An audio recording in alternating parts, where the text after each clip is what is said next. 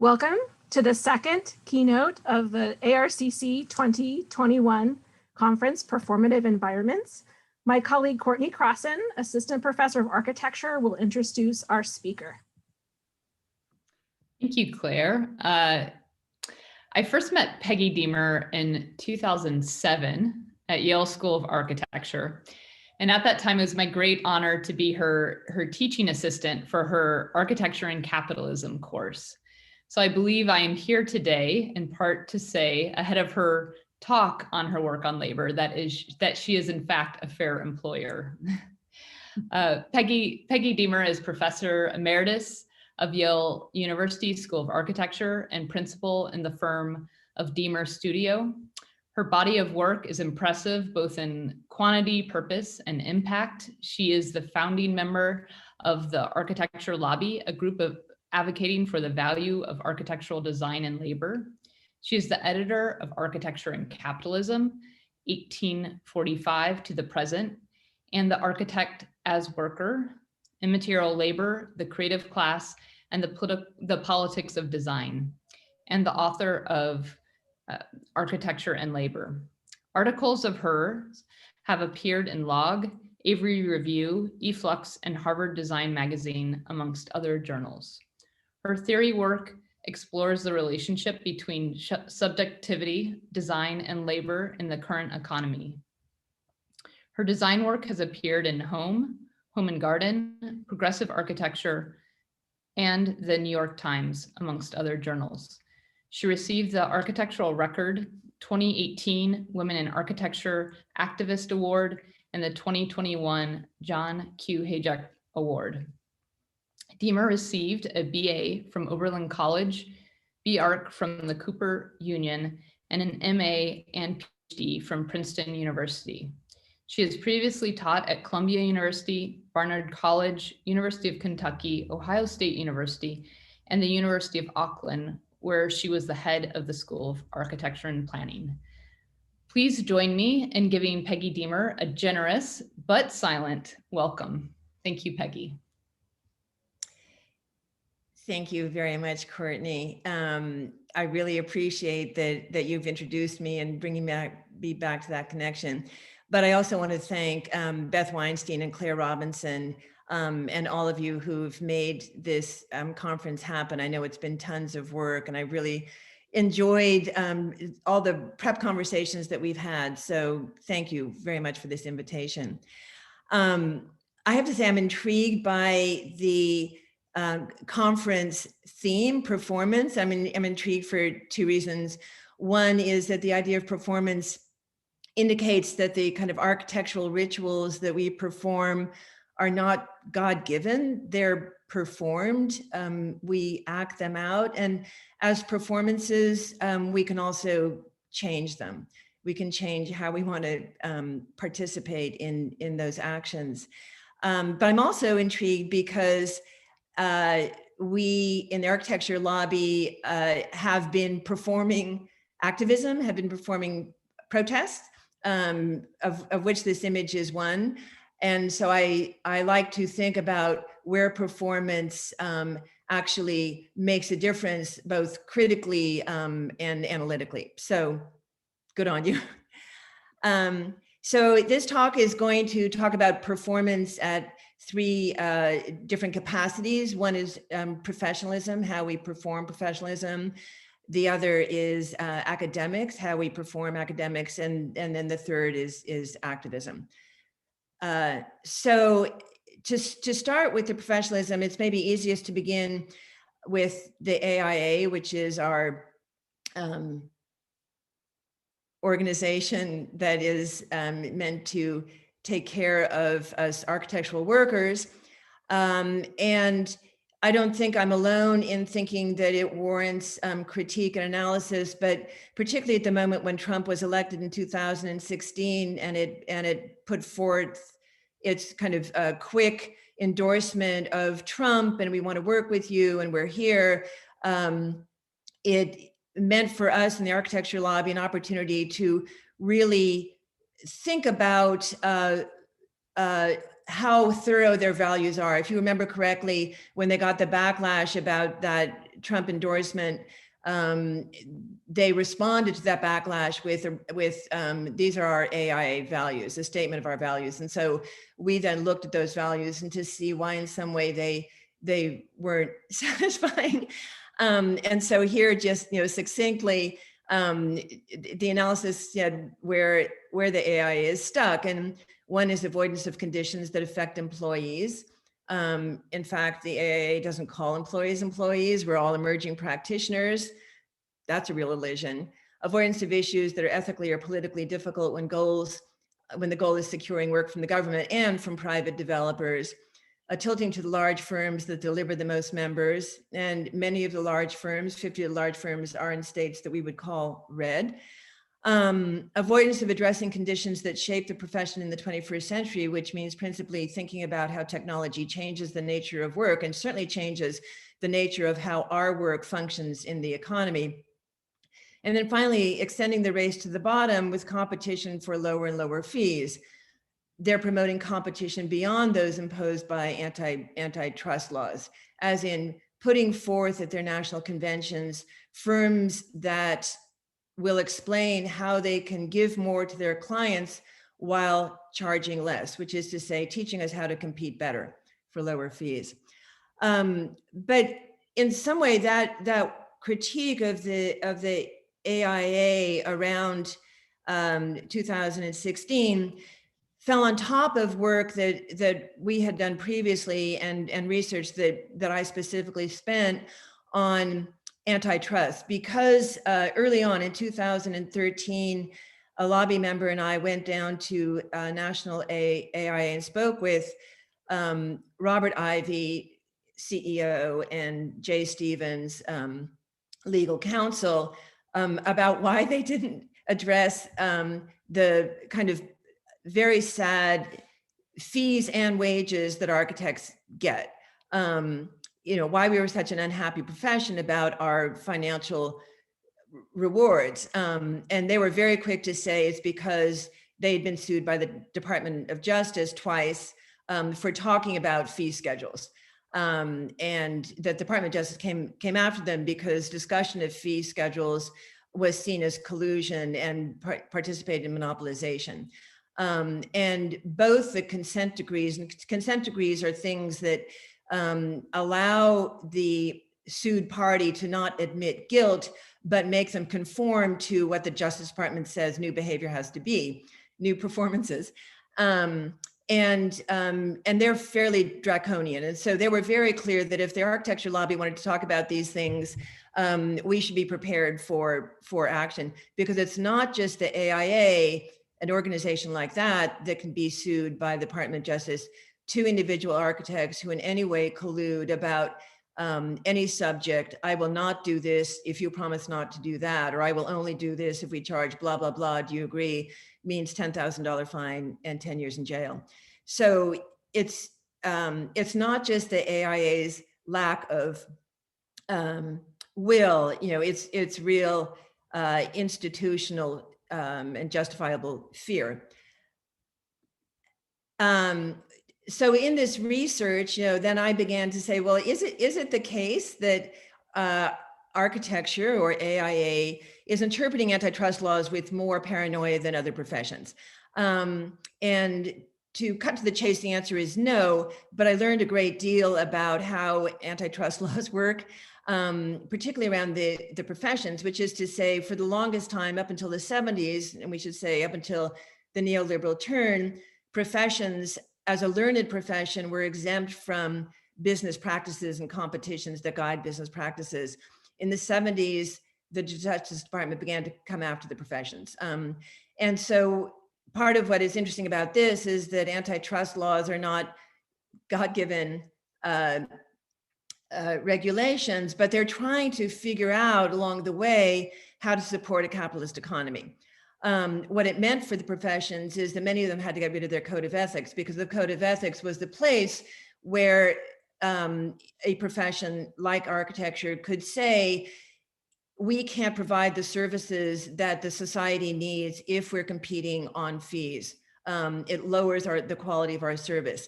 And so the way to handle that was to get rid of a code of ethics. which the AIA did, and then it came back in a kind of watered down state. But part of this, if the answer to the question of do we interpret the antitrust laws with more paranoia than other professions, then the answer is no. It is the case that architecture is more vulnerable in its ability to bypass antitrust laws. And the main way to bypass antitrust laws is through legislation, through laws, by going to our lawmakers, either at the state level or the federal level, and saying, pass this bill in order to get your constituents to think you're a good politician. And you can imagine that law, which makes the laws, can in some way bypass that or create legislation. Same with medicine. In as much as medicine is bound up with hospitals and insurance that are very much a part of a legislative agenda. So our lack of power is the main reason that we can't then, for example, agree that we will charge such and such amount of money the way real estate agents, for example, suggest that they will. We all know it's 6%, or agree on what we're going to pay first-year associates the way the law firms, corporate law firms, all agree to pay their associates a certain sum. So just to say, what also came out was not just the vulnerability of the professions or the relative vulnerability given power of different professions, was what antitrust laws said about our democracy, which is to say antitrust laws have one thing to do, which is to guarantee that we compete. It's nothing else. If you want to say that competing in the short term doesn't help competition in the long term, you can't argue that in antitrust laws. You can only argue that in legislation. And so it did make me wonder, it's like, when did competition become so central to our notion of democracy? I don't think our founders thought of it that way. But also that antitrust laws are flexible, as we see with all of a sudden the professions being part of their purview and putting them into a business structure. And it's feeling its way along with changing capitalism. But not only is it feeling its way along with changing capitalism, it's trying to figure out how to support the American economy. And hence, if we're kind of scratching our heads about why Google and Amazon and Facebook are so powerful, it is because antitrust laws kind of want to make sure that we are dominant in the global economic system. And so they're scared of beginning to hurt the real engines of capitalism. So that was interesting. And just say, continue in thinking about how we perform professionalism, thinking about AIA, and what I would say it's weakened capacity to argue for architectural workers made me then look at other countries' architectural professional organizations to see if they maybe have administrative systems, organizational systems that in some way allow them to advocate better for architects, have more power, or include more people under its umbrella. And so in this comparison, I found categories that had come from the original critique of the AIA when we were, understanding its values and its shortcomings. And those have to do, are the organizations necessary or voluntary? Ours is the only voluntary one. What is the relationship with the state? We're really the only one that doesn't have a relationship to the state. Are our projects largely public or private? Ours are largely private. Do we advocate for the public or the industry? There's something wrong here, which is say the AIA is meant to advocate for the profession, whereas in France it advocates for the public, and I won't go into that. How difficult is it to be an architect? How long does it take to get accreditation, licensure, professional? We are the longest one. We're the only one that has all of those accreditation, licensure, a period of internship and an exam, all four of those things. We're the only one. Conditions of licensure, which are hard, openness to other industries, this is all part of it. How exclusive do we see ourselves, or do we see ourselves within a larger AEC set of relationships? Do we address employees? Do we have fee schedules? No. So these are the criteria. So the bottom line is that in all of this, the AIA is least representative. It covers the least amount of architects. And because it's voluntary, but also because of how difficult it is to be an architect. But it also in some way has the least power within the state to argue for its conditions. So, but the other thing that became clear is that it's not just the AIA that functions within a certain economy, that it can't really extricate itself from. All of the countries' professional organizations work within a particular government system. Which is kind of why the answer to the question that I had is like, can we extract certain administrative procedures to make the US AIA more responsible, more powerful, blah, blah, blah. The answer is no, because in every case, the organization is so tied up with a national hegemony, economic, social, nationalist hegemony. And so we're kind of seeing what that hegemony is, those national characteristics: privatization in the US, centralized republicanism in France, state order, legal categorization, and Sweden unionization. But all of this is interesting, as it really comes up with very, very different notions of what architecture is, different definitions of architecture, which is in the US, architecture is an elitist commodity. In France, architecture is cultural hegemony, and we can think about the grand projet of Mitterrand, you know, of which that's just one of the more recent events. In Germany, as part of their technological hegemony, you know, the association of architecture with engineering, and in Sweden with their kind of knowledge industry about how one actually produces things more economically, and we can think about those things that come out of Sweden. So in some way, the real question that I should have been asking all along is like, why isn't there a more consistent definition of architecture that transcends these nationalist agendas and really begins to see that architects across the globe should be working on a non-nationalist and global level about how we can actually solve global problems. So just to say, if I can say that all of these different organizations service their national hegemony and economy, the Swedish Association of Architectures is pretty fabulous, which is to say, one, it is a union. It is not just a licensed organization, and it's not a licensed organization for license because they don't have licensure. Anyone can call themselves an architect. And not only is it a union, but it's a union of employees. And employers then join another union, which is for professional organizational owners. But this organization that speaks largely for profession is for employees. And they have a large umbrella of what they consider to be architects, which is underneath that, it's planners, it's interior designers, it's landscape. And so they're not trying to make boundaries around who's part of this conversation. One of the things that's interesting is that they've also done research around the fee that different European architects get. And despite the fact that they don't have licensure, architects in Sweden are paid per head more on average than any other European country. Just to say, there's no link between licensure and monetary reward. So in some way, this also then led to the larger question of, why are we professionals? What does professionalism give us? And then, you know, looking at theory texts about professionalism and basically seeing that there are critiques on the left and there are critiques on the right. And in some way, those critiques overlap around the same thing, which is elitism, that both the left and the right think that the elitism that comes with professionalism is its problem. But on the left, you know, I think Magali Safredi Larsson is probably the best representative of this, but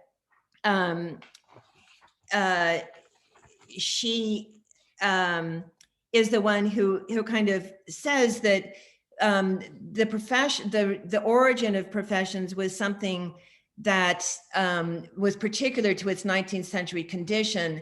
And those conditions are trying to ensure a guiding elite knowledge sector, harking back to pre-capitalist ideals of craftsmanship and noblesse oblige, and to offer conventions of standardization and a progressive division of labor, all of which are conditions that we no longer want to subscribe to.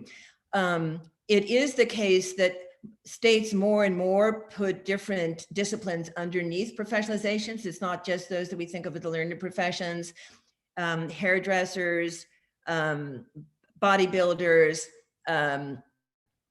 those are all licensed professionals. But as licensure and / professionalization has grown, unions have declined. And so there's a kind of direct relationship between a kind of gig worker, be on your own, and a union organization. On the right, the critique is that in this current economy, AI, virtual reality, robotics, all of the things that kind of come with the gig economy and the knowledge economy transcend disciplinary boundaries. And so the professions that really are about making sure that people who don't study this or know this are not in our purview is something that is limiting the ability to work across disciplines, which is exactly what we need to be doing. So that's the critique from the right. So anyway, it certainly makes me feel that a critique of professionalism and perhaps a movement towards deprofessionalization that allows us to rid ourselves of the things that I think are not helpful about seeing ourselves as a profession. You know, it's elitism, it's class identity, it's servicing the national economies. Those are all things that we should think about. And, you know, and part of this is, you know, what interests me about Sweden is that if anyone can call themselves an architect, you will then interrogate what is their background, what is their expertise, how are they educated? And then it makes a much more fine-grained conversation than the one that I think happens now, which is that potential clients think, oh, architect, more expensive, doesn't listen, only interested in their vision, and it will leak anyway. So we want to transcend that identification of professionalism. Okay, academia, how we perform academia, and here I want to propose that we are still teaching architecture, particularly studio, but again the foregrounding of studio within our academic curriculum in a Beaux-Arts manner, even if we think about the changes that came with Bauhaus education, with modernism, I would suggest that that's just a change in style and a change in how we create a curriculum that supports that view of style, but it still isn't fundamentally changing the aesthetic, formally driven production of an elite class that performs these acts. So for me, there's certain things to learn and unlearn from the Beaux-Arts tradition. And certainly the things that we want to unlearn have to do with the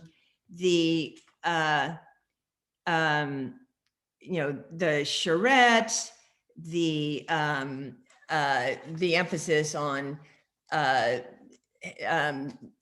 monumental programs that had to do with Western hegemony, very often with colonialism, the idea of looking at past masters to give us a sense of what to do now, the emphasis on presentation, on representation, all of those things are things that we can do without.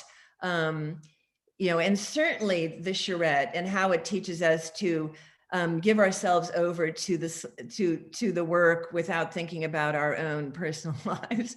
But there are things to learn, and I think the things that we haven't learned, and the main thing is that the Beaux-Arts tradition was responding to very, very concrete economic, social, cultural needs at that time. And that really did have to do with creating a professional class at a time when when it made sense to identify expertise that was different than trade expertise.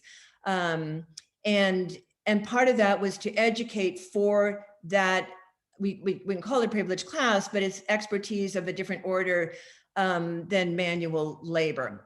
This is what capitalism at that moment demanded. And so we can see that what the work of Durand or the pedagogy that came with Durand was dealing with new programs that came with that new profession. There really were programs that had never been in place, and one had to think about an educational system that would do that. But also there were new materials, and how would we educate architects for dealing with those new materials, which is what VLA was doing. So those are completely legitimate things for that time and place. But again, it also was about establishing a class that hadn't existed before, a professional class that was male, that was white, that participated in that nationalist hegemony, that worked within, and this is really specific to France, where it was originated, but began to spread around a government that was highly centralized and could coordinate architecture in a holistic way. And so in some way, I think those are things that would really tell us that in this day and age, we too should respond to our current condition and throw that paradigm out because it is old and isn't relevant to what we need to be learning today. And, if we're just looking here at Biden's budget and what needs to be done in terms of infrastructure, this is giving us a list of what we need to educate architects to be able to handle. And I would not just say that, but I would say we're in a global crisis around certainly environmentalism, certainly about spatial inequality, certainly about housing shortage. We need to be educating an army to attack those crises. And so it's not business as usual, and certainly not both are business as usual. So in some way, what this means for studio, for me, is certainly no longer thinking about designing objects or designing buildings. I would suggest that we need to be designing scenarios that test out how it is that we can understand community needs, understand social needs, cultural needs, environmental needs, and run through scenarios, but also understand what kind of procurement change they come from. Who do we need to influence? Who do we need to gather so that we can actually get those solutions onto the board so that we know how to put a project together at the front end and how it's going to respond to the people who are using it at the back end, and really make a just transition so that both suppliers and users are part of the conversation. What I have here is an example of kind of design a scenario is WXY's example about how to do a deployment guide for on-street electric vehicle charging. I mean, in some way, this is what I'm visualizing studio can be. Finally, and I'm probably taking too long, I'll get to the third type of performance, which is activism. And again, when I was saying in the beginning that we were, as a lobby, performing protest, it's to say that we understand that these acts, which happen at the Venice Biennale and at AIA national conventions, can't truly be called protest. We understand that legitimate protest happens at a much wider organizational level. But nevertheless, I do want to say that there is something about those of us who've been part of these performances that puts our bodies on the street, on the line, which makes the work not academic and abstract, which I just think personally has made a huge difference in terms of how I feel about an activist. But I don't in any way want to suggest that the Architecture Lobby as an activist organization stands alone as a model of activism. And we very much sit within the larger set of activist organizations that are growing by the day, and to me indicate that pressure is being put on both the academy and the profession to change. And these I grabbed these for organizations that the architecture lobby partners with and supports, and that support us, but there are many others. So if I go into the architecture lobby, it's because it's the one that I know, but I want you to see this conversation as part of a larger set of performers. So anyway, the architecture lobby, as Courtney was suggesting, is an organization of architectural workers advocating for the value of architecture in the general public and for architectural work within the discipline. And these are our demands. This is our manifesto. I won't go into this because I think it's easy for you to find this on our website. But in many ways, this manifesto is productive, even if we try and update it and people disagree with it. You know, I'll agree with 9, but I absolutely can't do unionization, or I can't do licensure upon completion of degree. This becomes a forum for discussion, which is really what the lobby is, an opportunity for differences of opinion to debate in a safe environment, but debate questions that are difficult and aren't happening in other places and need to happen. So we're organized by chapters in different cities. Each city can come up with its own campaign. They can speak to each other rhizomatically, but there is a centralizing committee that keeps tabs of what local chapters are doing. Those stewards become part of the organizing committee. You know, so anyway, it's both dispersed and centralized. So I'll just run through 3 of the campaigns that I think are pertinent to what we're talking about performing differently. One is our work on unionization. Part of this is just information dissemination about what a union is, why it's appropriate for architectural workers, what they can do, what your rights are, both just general labor rights within your firm, but also what your rights are within unionization. For those of you who don't know this, the process of unionizing is very specific and very, very difficult. And it is the case that no organization, no management wants unionization. You know, we can talk in the lobby about how unionizing will serve both the employees and the employers.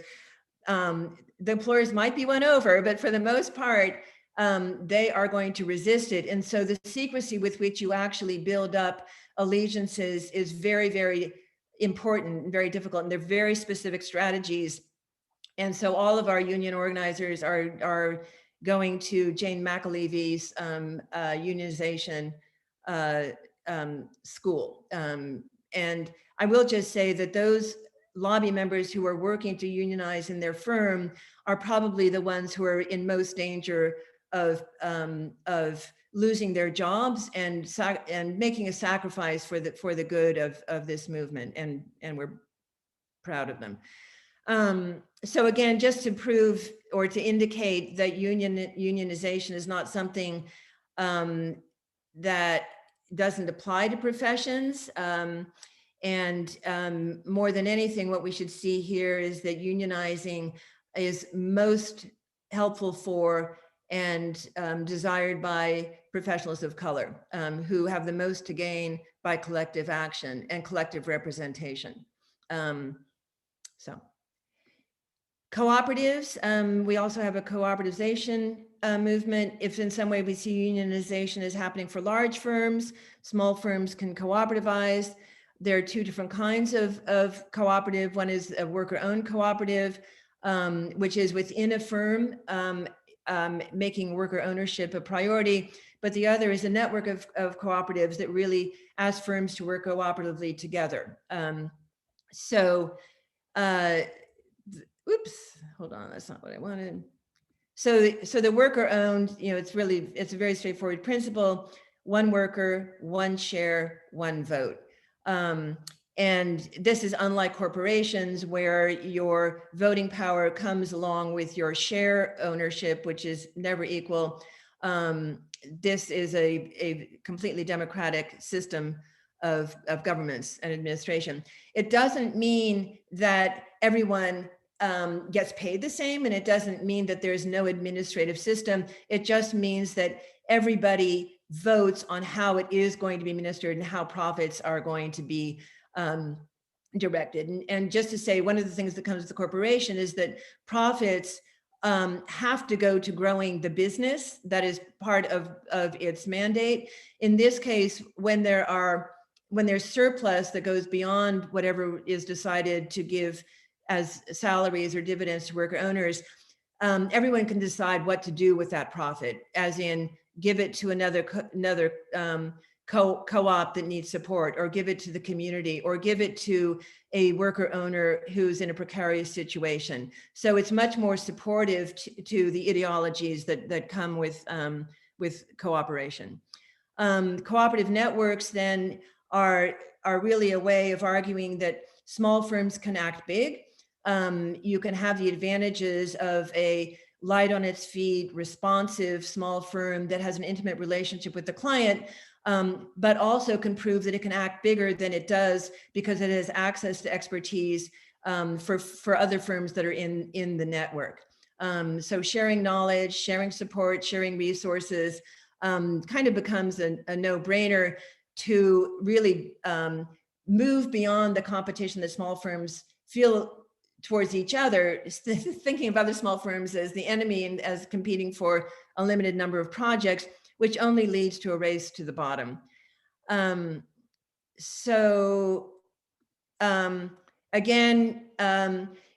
the firms that participate in this don't need to be worker co-ops, but they do need to have an ethos of cooperative work. If you don't have that ethos, you shouldn't be part of a larger network that is talking about transparency and sharing.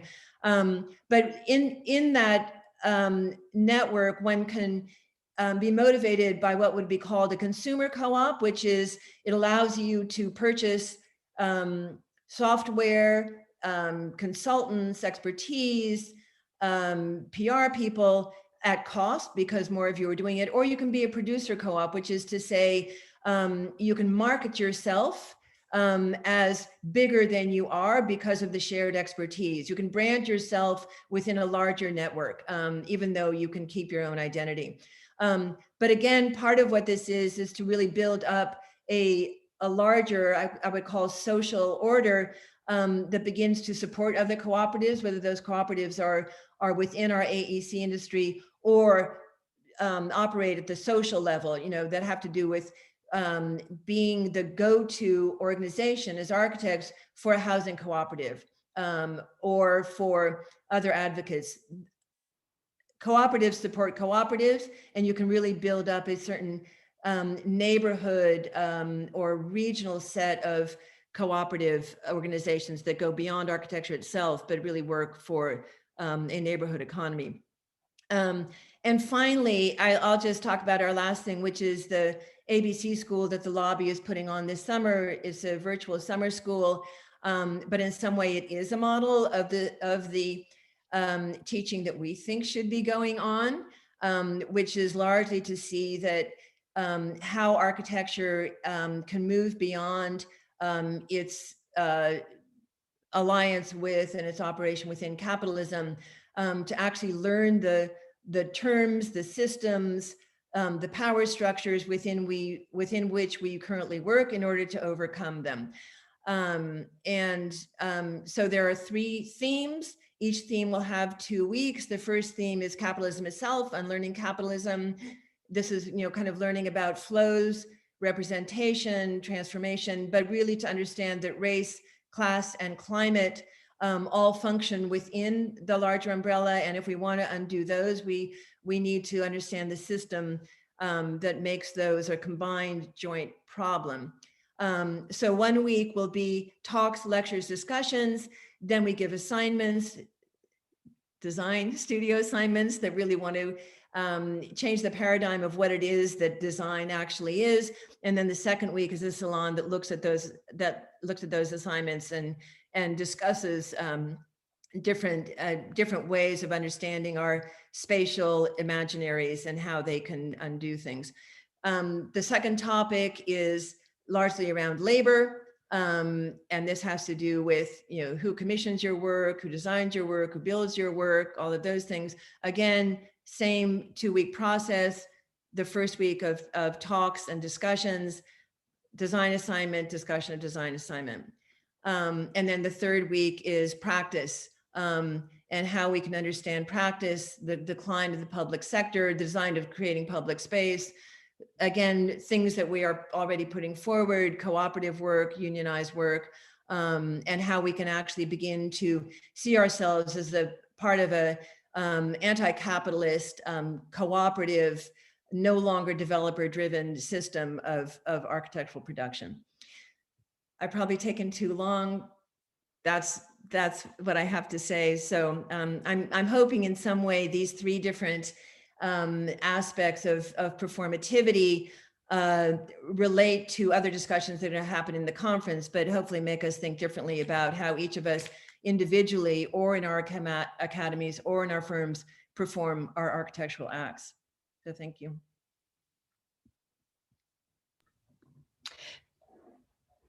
Thank you, Peggy. That was fantastic. That was fantastic, and absolutely, I think, enlivening to all the discussions that we've been having at the conference and in the future. Claire is going to be feeding some of the live questions coming in. So please, in your Q&A tab, please type your questions, and Claire will be sending them over to me. So to start out with, I have a couple questions, Peggy.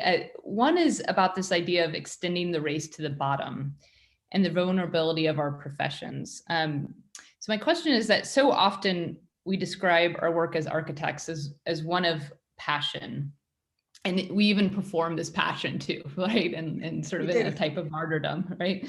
But do you think that this attitude of passion might in fact be a disservice to our perceived value? And I ask this based on my work, working both in architecture firms and engineering firms, and seeing a very stark contrast between hourly pay between those professions and even lifestyle in those professions. And so that's my question. How do these narratives impact our perceived value and the competition? Yeah, I mean, I think in some way you've pointed to the answer to that question, which is the supposed commitment to your work and the passion that comes with it should be a sign of how great we are, what a gift we're giving to our clients and to society. But in fact, I really do think that that passion is laughed upon by developers. I mean, I think we all know that the first thing that developers know is that they can really tell the architects about why they can't be paid very much. That's the first place that they go to really not give much budget to that. And so they're laughing all the way to the bank, while we're sitting there feeling proud about our passion. I'm not sure that all lobby members would agree with what I'm about to say, but I do think if we want power, our being rewarded financially is an indication of the power that we would have at the table. So not giving our work away, which is part of the passion, is part of it, but also advocating much more clearly about how our supposed passion brings real expertise to the table, such that what we're showing that we do isn't the drawing or isn't the plan. It's all of the knowledge that we bring upstream about where materials come from, how it's transported, all of these things that we know, but also being able to advocate for how it performs downstream, 5 years out. And so we need to become much better at arguing for and showing our commitment to something other than delivering the object, taking a photograph, and running away. But I think the other part of your question is our own healthy bodies. If in some way this passion is something that, if we're going to critique it, doesn't mean that we're going into a model of punching the clock in at 9 and leaving at 5, and I don't care about it. My feeling is that we actually It opens up opportunities to do the things that we should be doing, going to our community board meetings, going to our kids' PTA, being able to read the newspaper, going to a lobby meeting, and all of those things that we can't do because we're, as architects, working from 9 until 10, really cut us off from what that passion should be addressing. Wonderful. Christopher Jarrett has a question. Do you or might you see architectural research as a counter project and agent of change for practice, given your critique of the profession or professionalization? Absolutely. I can just answer that one earlier. Yes, yes, and yes. If one's talking about an academic curriculum, and I kind of focus on how we can readjust studio, but we really should be thinking about the larger interplay between history theory, studio, construction, environmentalism, professional practice, all those things. Research should invade all of those. Research should sit in studio. Research should sit in professional practice. Research should sit in construction. I will say something that will make everybody hate me, but I actually think if we're trying to educate a student that's going to be activist and apply themselves to the problems that we have, theory is more important than history. I really do think that theory is telling us how systems work, why it is that we inherit the rituals that we do, what other models we can look at, whether those are in the global South or things that get us out of our Western paradigms. History does that too, but I think theory is a closer link to raising the question of, and what does it mean for you? What are you learning about what needs to be done and why? Just to say, I think the work that I'm doing is institutional critique, and that's very much in the tradition of Foucault, and that's nothing but theory. Beth Weinstein asks, could you elaborate a bit more about how these activist practices beyond the summer school can restructure the teaching of architecture? Is the only way to dismantle the NAB/AIA/NCARB? Can the summer school outcomes be seeded across the network to rework education from within? Well, I'm hoping that the summer school is a model, and I think we see it as a model for the ideal school that we want to have. I think what motivated us is like, let's do the school that we all want to teach at, and what would that be? And it starts with a summer school that puts forward the most important paradigms. But I do think that the things that would be taught wouldn't fit under NAB's purview. Or if it did, it would change NAB to such an extent that NAB would be irrelevant to NCARB. So I do think it begins to dismantle things from within. If for no other reason I think there are two reasons, that the things that we'd be teaching no longer keep boundaries for what architecture is, and again, that's what the profession does. It puts boundaries. You're in, you're out. If you do interior design, you're not in. If you do construction, you're not in, and any of those things. And so the kinds of courses or the kinds of themes that we're addressing would be so boundary breaking that NAB would have a hard time attending to them. But there's another part of this that I think about, which isn't kind of part of the school or part of things that I've talked about. I think that if we really are gearing up to problem solving, and the problems that we have today, that we shouldn't be, schools shouldn't be teaching what they're teaching or trying to grab the students they're trying to grab, which is that every single school is competing against each other for the same student. We have innovation. we have new technology, we're socially minded. And it's just across the board. Everyone is doing those three things: social, innovative, and aesthetically driven. Have the most, the best architects in the world. Boom. Why don't we actually begin to think about certain schools, given where they are or given their placement in other universities, that can really do certain things better than others? Let's just say Yale might be particularly good at working with the law faculty and thinking about policy and how to do that. Schools in the West, where environmental has been on the radar much longer, could really begin to think about environmental things and go after that. It's just part of the thing they have. And in the South, we can just think about Georgia Tech, that is so involved in technology and advanced technology. Is like, great, let them, maybe Yale doesn't have to do that. This kind of discussion, which most people probably won't agree with, because it talks about a specialization, but that too wouldn't work for NAB. NAB would have to change pretty radically in order to monitor that, so things begin to crumble. But certainly deprofessionalization, that gets rid of NCARB right away. So yeah, a related question to sort of deprofessionalization and to NAB.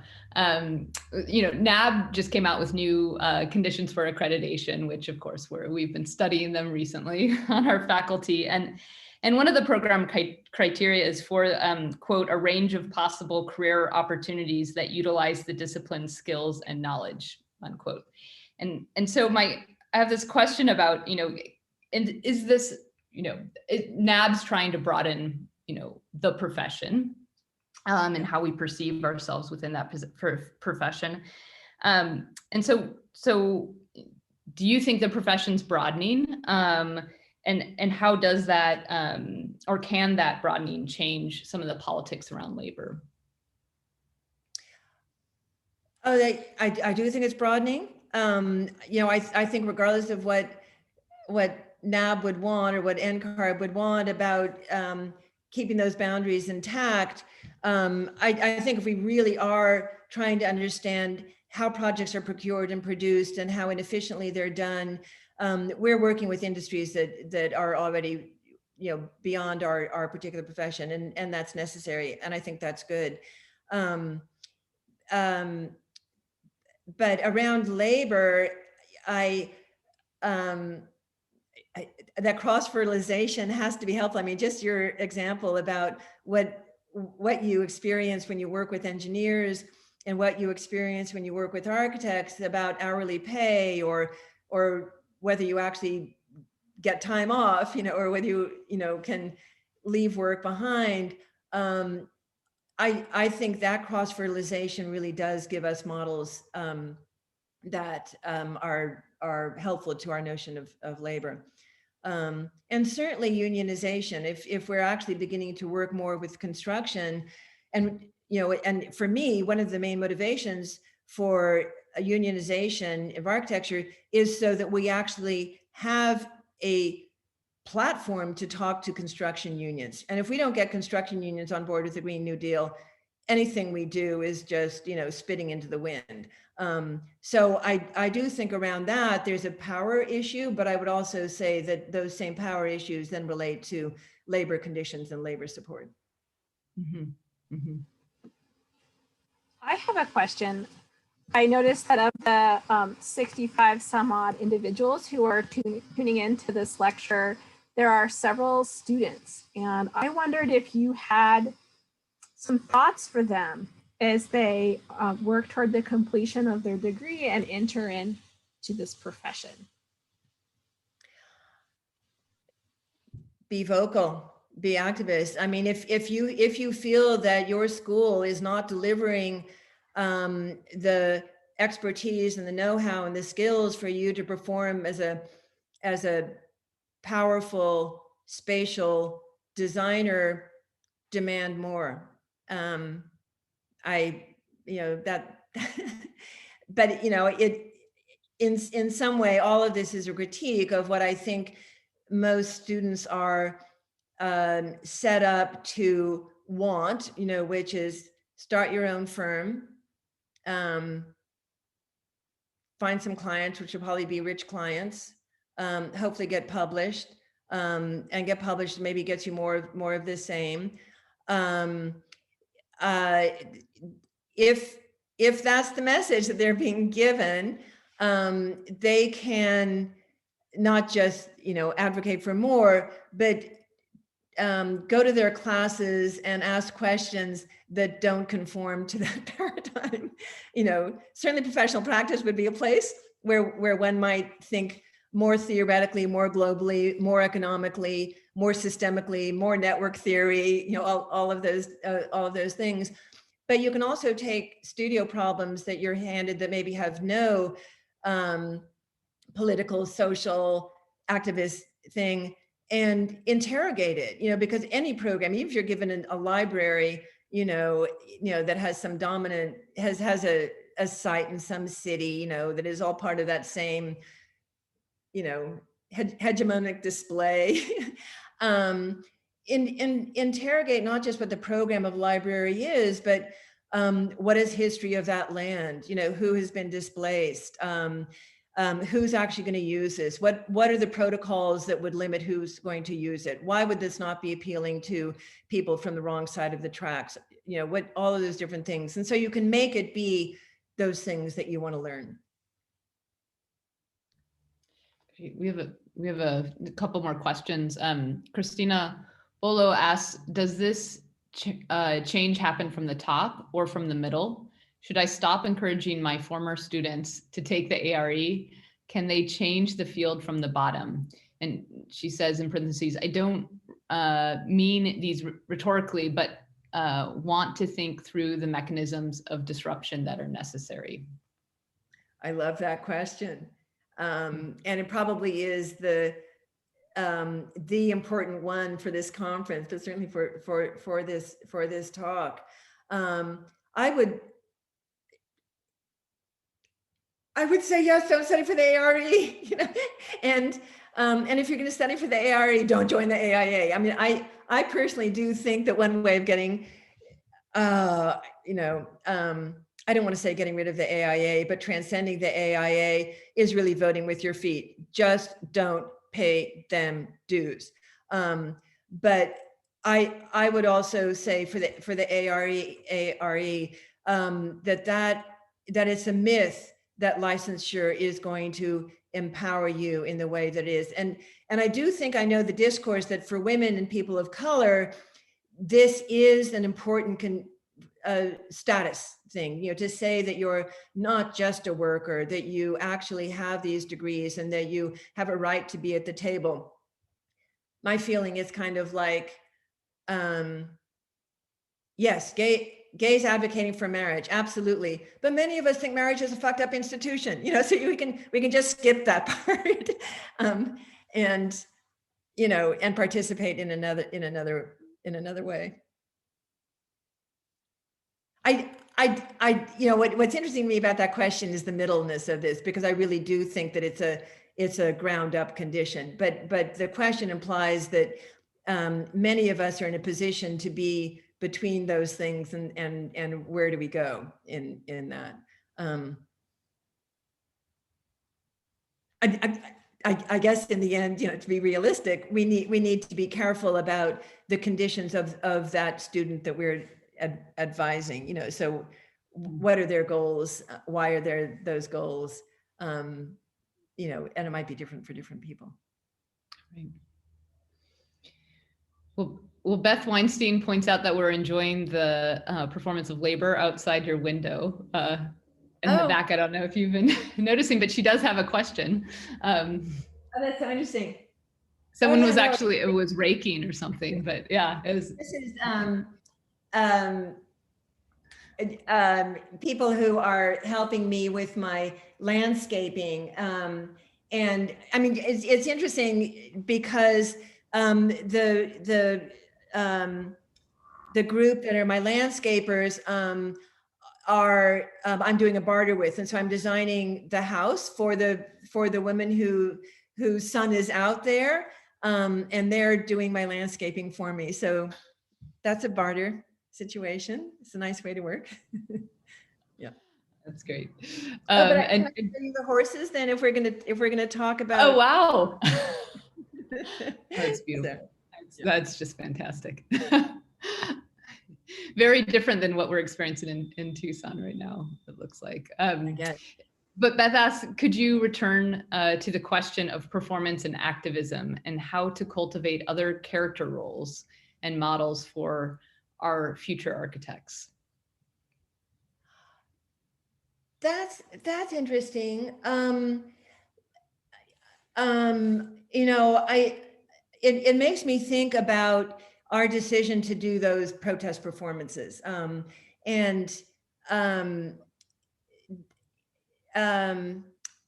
know, kind of recognizing that there's an old-fashioned character to it, but it also makes a statement that old-fashioned is not a problem.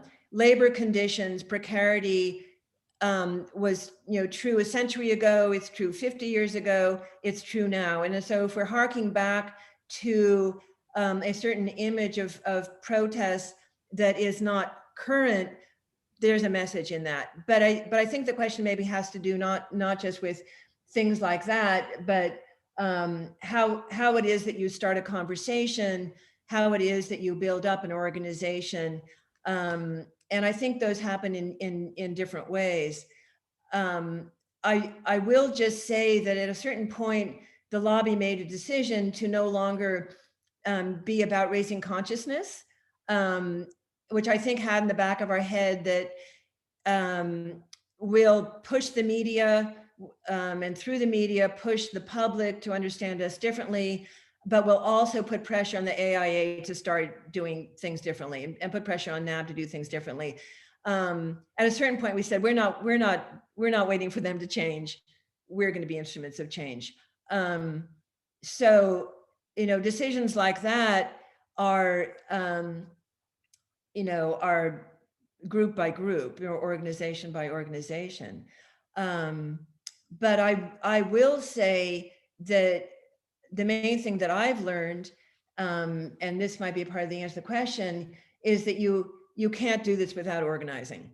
That organizing collective voice is the only way to be heard. And who you bring into your organization, how you organize, what your collective is, whether you have a manifesto to organize around, you know, is totally up to you. But we have to transcend the individuality that I think we've been thrust into. And so the organizing is not just a means to an end, it's already a model of the society that we want to be participating in. Does that, ask Beth if that answers her question? Yeah, Beth does. she'll let us know if she has further comments. But I think that's a really excellent note to end on. A really strong message to our students and to all the attendees of the conference. And so, Peggy, I want to thank you again so much for that fantastic presentation and conversation. And I'll turn it over to Claire to wrap us up. Well, thank you, Peggy. Thank you. That was great. I want to invite us and everyone who's tuning in to move from this presentation space into the lounge, which you can find on the Hublot site. Look for someone sitting in at a table, and as soon as 2 people are there, a conversation opens up with camera and microphone. I suspect that many of you have questions and ideas that haven't quite coalesced into a formal question for our speaker, but you might want to engage her or us in a conversation. So thank you.